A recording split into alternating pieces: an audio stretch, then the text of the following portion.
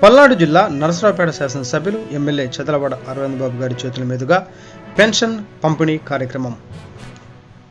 చేయాలి, మన రాష్ట్రాన్ని అభివృద్ధి చేయాలి.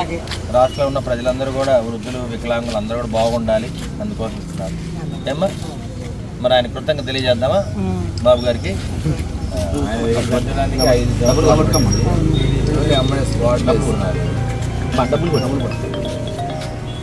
ఎంత ఇచ్చారమ్మా?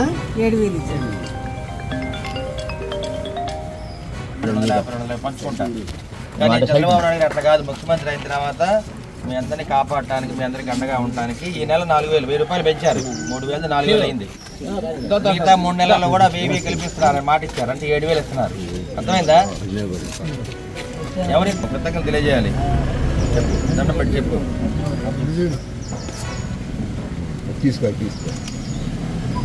ఎంతమందికి అన్న 7,000 దేనికి ఇచ్చారు?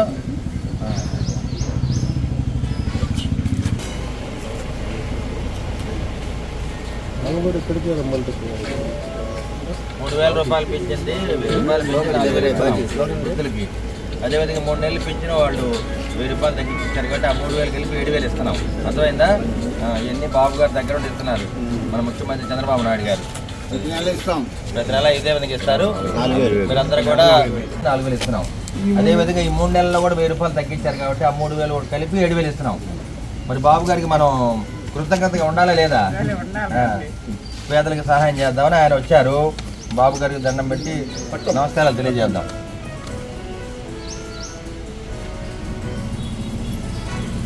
ఏమ్మా, అర్థమైందా?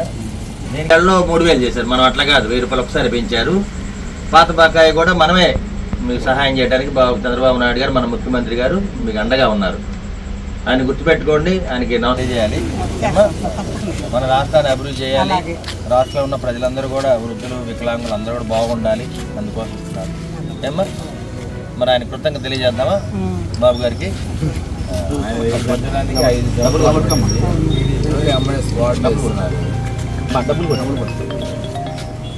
ఎంత ఇచ్చారమ్మా?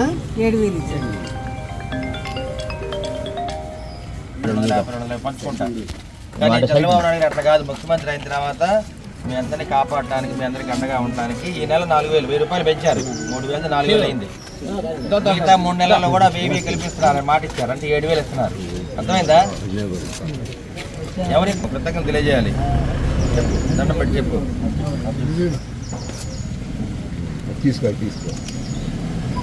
ఎంతమందికి అన్న 7,000 దేనికి ఇచ్చారు?